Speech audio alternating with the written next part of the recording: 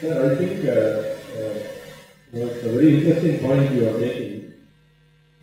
When ONDC becomes like EPA, you have to understand the potential of ONDC.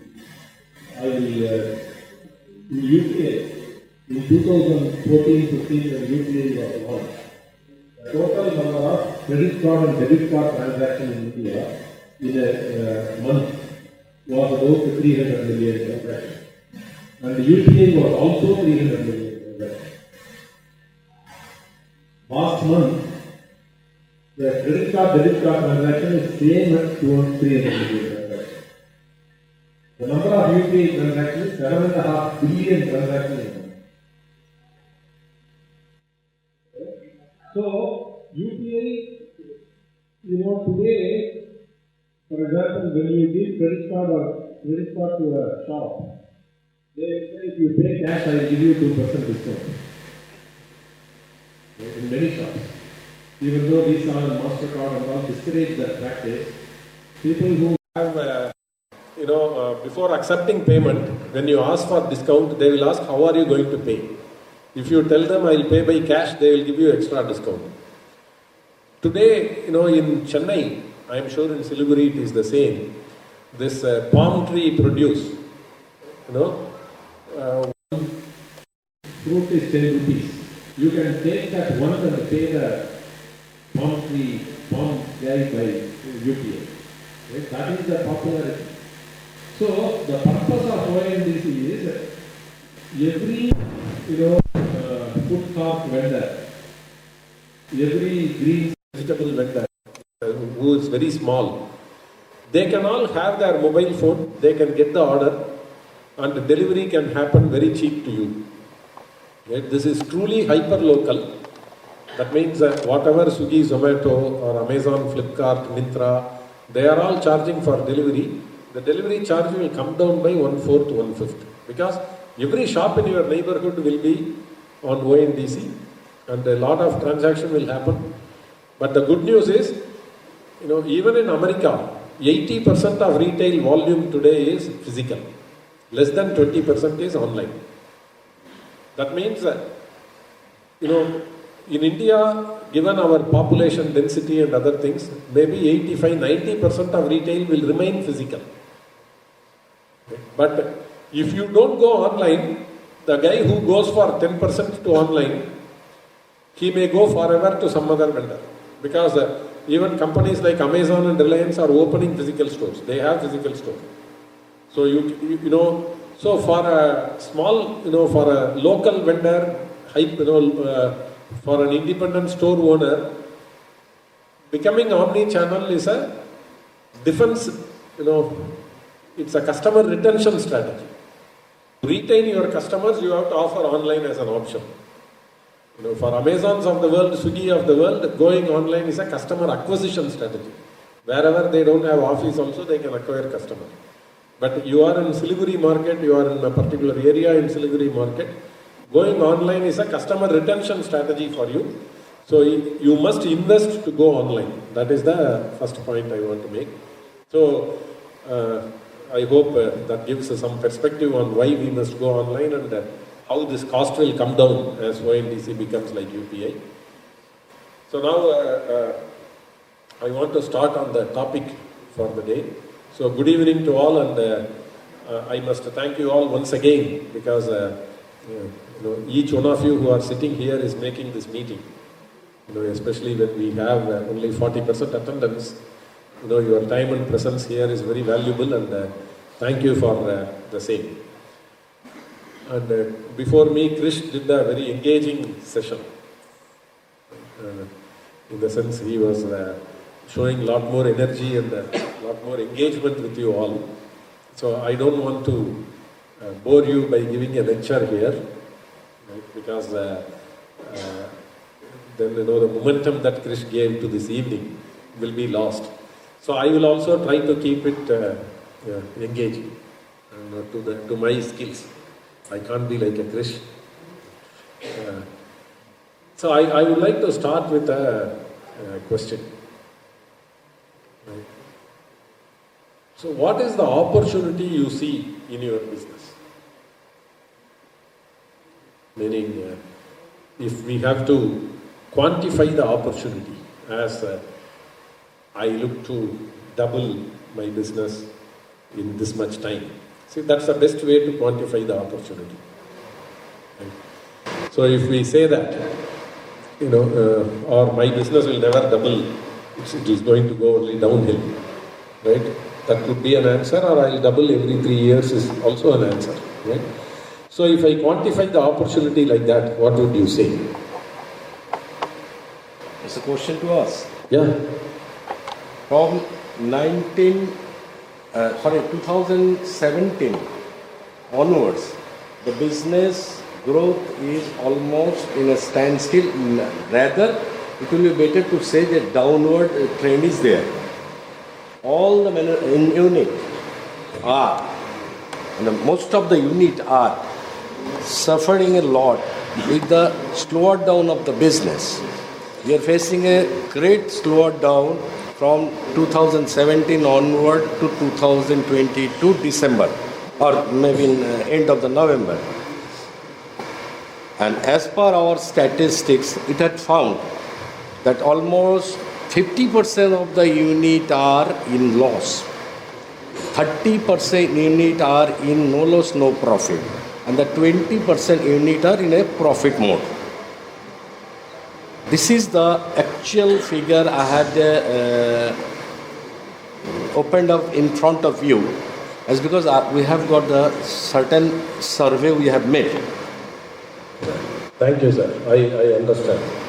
So anybody else who sees an opportunity, sir is saying, only 20% are making profit. Right? And from 2017, business is stagnant. It's a grim. But how many of you see opportunity for growth? And we are growing. So only 5-6 hands going up. That's because 20% is there. You are getting 5% only.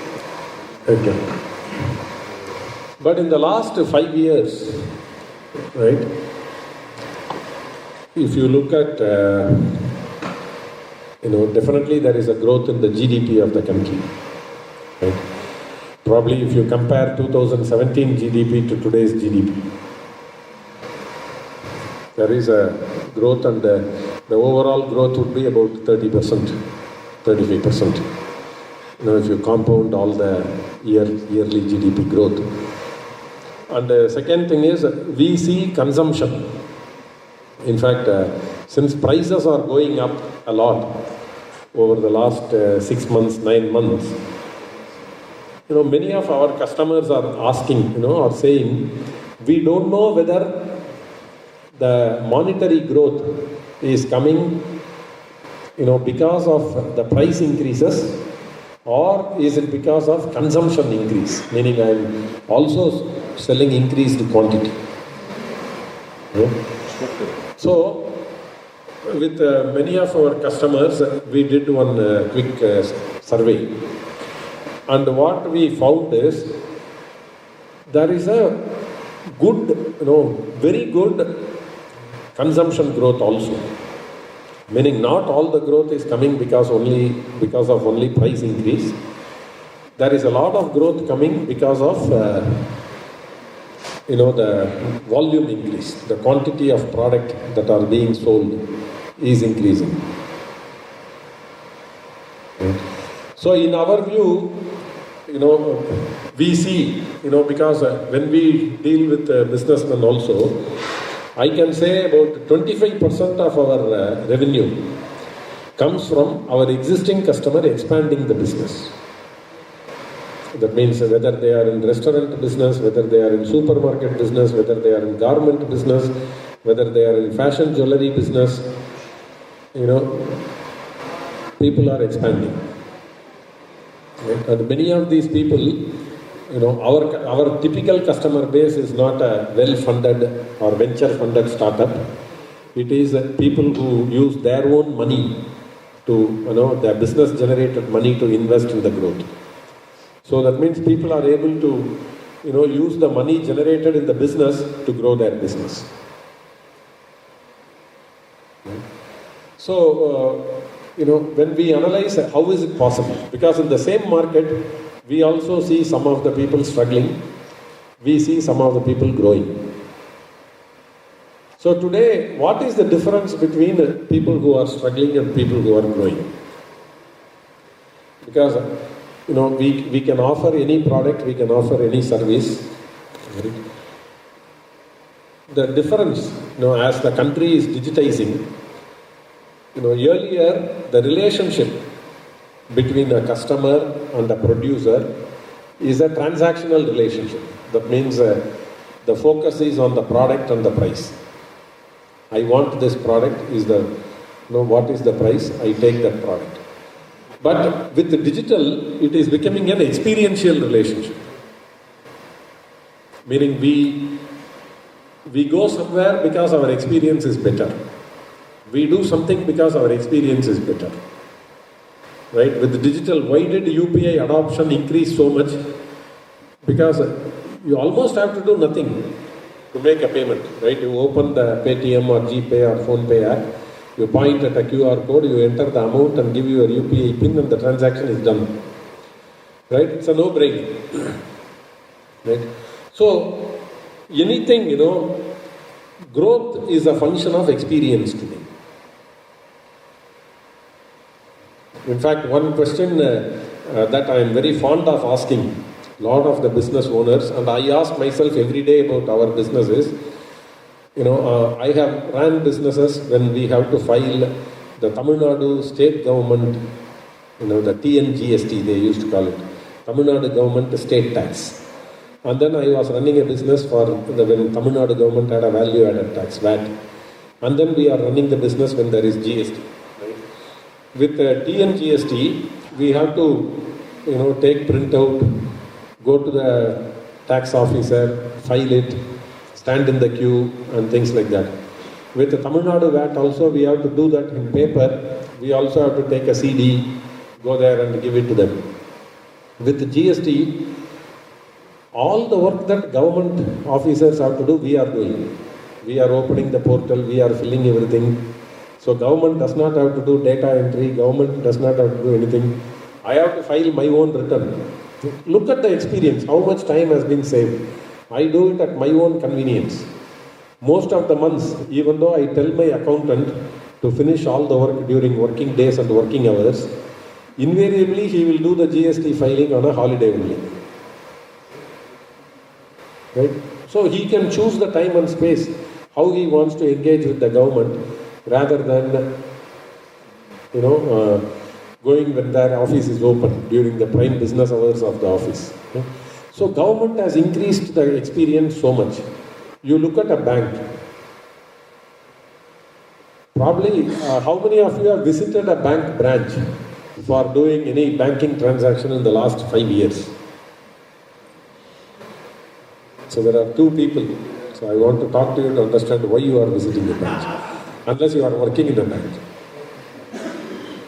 Because I haven't visited a bank in the last 5-6 years because there is no need at all. Anything you want, you can do it in the net banking. You imagine 20 years back if you had a bank account. I have gone with a withdrawal slip or check, self-check to the bank. You have to get a token, wait there, look at the token number, collect the cash, go to the bank to deposit the check. So I used to visit the bank 3-4 times a month.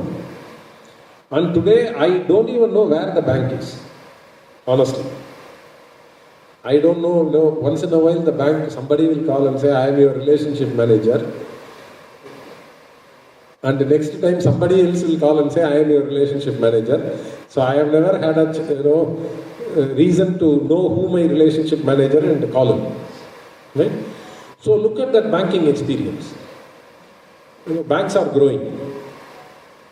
In fact, talking of profit, I look at banks' profitability, and I honestly feel they are in a daytime robbery business, because I looked at HDFC Bank gives a salary of 11,50,000 rupees per employee. They have a profit of 28,50,000 rupees per employee per year, as per their public data. Right? They are very, very profitable, all banks. So they earn 2.5 times per employee than the salary they pay. So they can actually, because they have used technology, their business have become less and less people dependent, more and more technology dependent, and they are not passing on that benefit to their customer. That's why their profitability is increasing. So if you look at any bank quarterly report, they keep saying, with the current set of people themselves, we will open another 100 branch. So without doing additional hire, they are able to expand the branches, they are able to expand the number of customers, they are able to increase the profit per employee without paying those employees also more. Right? So, if you compare what banks have done and what government have done,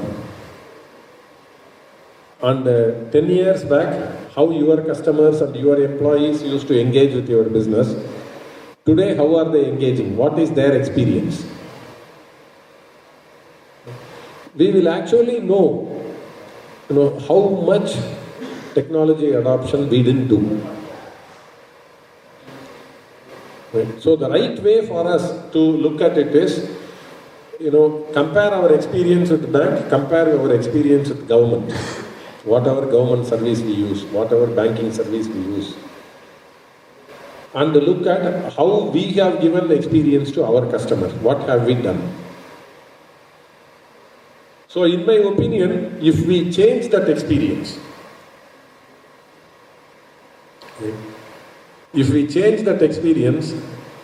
growth is the only option. Because it is not about, product you are good at, service you are good at. But the expectation of experience has changed. What was acceptable experience 5 years back is no longer acceptable experience.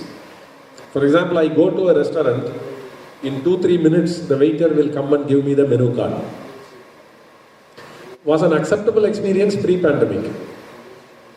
Today, a restaurant is not keeping a QR code menu in the table for me to order. I have to wait for the 2 minutes to get the menu card. Most people get unhappy with the experience. Right? Because that QR code has become a standard expectation as part of our experience in a restaurant, in a good dining place, right? Because I have my own, from my own device, I am able to go through the menu at my own convenience, and I am even able to place orders. So that, how are we serving the customers? What experience are we giving customers? What experience are we giving employees? What experience are we giving our suppliers? The better and better experience we give, the better and better growth we can achieve. So that's the first point I want to make. And now you may ask a question, how do I give this experience? Or why should I give this experience? Right? See, one reason is this growth aspect. The even bigger thing is, definitely when the government talks about India becoming 5 trillion economy, 10 trillion economy and things like that, when we look at the demographic profile of India, it is very much possible. In fact, I looked at the HUL chairman made a comment saying, FMCG consumption is one of the lowest in India among all nations. Indonesia consumes 2 times per capita per India in FMCG products. China consumes 4 times as much as India per capita in FMCG consumption. Thailand consumes 6 times. So that means that when younger people go to work, when our GDP grows by 7-8%, when there is so much foreign investment comes, so much jobs are going to be created. Okay? Definitely, the HUL chairman's view is that in the next 3 to 5 years, FMCG consumption per capita will double.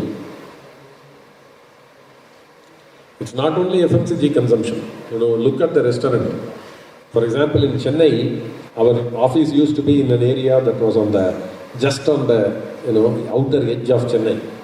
When we started our office there 23 years back, there was no air-conditioned restaurant in that place 23 years back. Today there are maybe 50, 60 air-conditioned restaurants within 1.5 kilometer of our office. Right? So we see so many food places, so many garment stores, so much consumption has increased. Even in the last 5 years, there is so much increase in consumption. Right? So the prediction is that more and more youngsters are joining the workforce. We are a growing economy. More foreign investment is going to come in manufacturing and defense and a lot of other areas. That means there is going to be a boom in our business.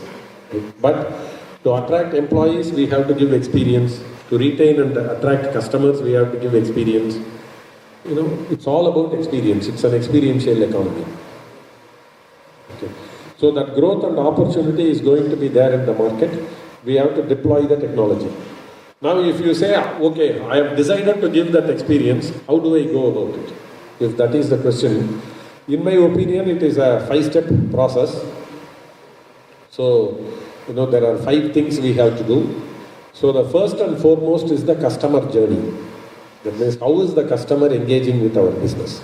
So, if you really look at the government or the banks, they have really revisited their customer journey and made sure customer journey is absolutely frictionless. So if you take the examples of Uber, Swiggy, Amazon, they have all looked at the customer journey and they made sure customer is empowered. Meaning when customer uses a Swiggy app or a Uber app or an Amazon app, they don't get stuck. They don't feel like, I don't know what to do now, I have to call somebody and talk to them. I have not met anybody who is using an Amazon or a Uber or Swiggy to say, I am getting stuck here. Right? They are able to complete whatever they want to do. In fact, one example nearer our home is, I am a big fan of Indigo Airlines. If you use Indigo's mobile app, you never get stuck. Indigo became the number one. They are a low-cost airline. And they are the number one airline with about 55% market share in our country because of the experience they offer. From ticket booking to traveling, their experience is, they don't make mistakes. It's very standardized and consistent. So that is a proof, In fact, a couple of times I got upset with Indigo. So I tried with Jet. When Jet was there, I tried with Vistara, I tried with SpiceJet. I tried with every other airline, and I can say they are not offering the experiences, even just booking, cancelling that part, checking in that part alone, is 5 times better in Indigo, 5 times frictionless. So to me, that is a proof that experience equals growth. And experience requires technology, and they have actually, I can say, made 100% customer journey frictionless. So that is the first one, customer journey transformation, where we look at the customer journey. We look at where customers can get stuck or where our employees look for the owner to ask the question. Only without owner or manager intervention, customer cannot be served. Where our policy is not clear, where our process is not clear, where we have not standardized the terms and conditions. And how do we make that customer journey 100% automated, which results in empowered customer and empowered employee. Both are very important. And second important thing is, the moment you do the customer journey, people have to be empowered. Right? The people transformation. Because in most of our businesses, we have used people, we don't give them any authority to make decisions. We actually don't give them responsibility. But as a business owner, we think they are not taking responsibility. Right? But when we employ somebody, we have to give them responsibility. We cannot expect them to take responsibility. In fact, one thing, I come from a middle class family. So we started our business in 96 in the first floor of our house. And today the companies myself and my brothers and friends co-founded. we employ about close to 14,000 people. So last financial year we did 1 billion in turnover from India. We are the largest software product company out of India. Zoho you might have heard of. What has helped us grow is the simple thing that we expected people, we gave people, we made people feel responsible. We empowered them. That means we allowed them to make mistakes and learn from them. And that is what helped us grow. Right? So that people transformation is important, because the moment you become digital, there has to be more trust on people, more empowerment of people and things like that. And the third thing is this technology transformation. That means to achieve these two, you have to automate a lot in technology so that the training needs of people come down. See, remember, when you make the process totally frictionless, when you empower people, when you adopt technology, lot of your job descriptions, roles and responsibility and all shrink. About 7 years back, we started this journey in Go Frugal. We had 5 levels of people, like team member, team leader, manager, senior manager and executive management, like that 5 levels of the company. And when we did this digital transformation, we can do with the 3 levels in the company. Today we have a structure like team member, coach. It's like a player, coach and a mentor. So that is how simple, it became. So when you do this, make the business frictionless, when you deploy technology and when you do the people transformation, things get so simplified that many of the roles and responsibilities come down. People's skill expected come down. To give you an example, if you take Uber, the guy who is driving the vehicle should only know driving. He doesn't have to know the routes. He has Google Map that is guiding him. What I have found in Chennai city, I know many of the roads, but I always drive with Google Map. Because the Google knows where there is heavy traffic, which way I should take right now. I always know what is the shortest distance. I don't know what is the shortest time right now. Right? So I don't use my knowledge to drive. I always use Google's assistance to drive. Right? So that the skill of, in fact, in my experience now, knowing the route in a city is a burden, not a strength. It's a liability, because at any time Google can give you the shortest time to reach a destination. Right? So that skill, 10 years back when we hire a driver, we will always ask, do you know the routes in Siliguri? If you travel outstation, do you know these routes? Right? Today you don't ask.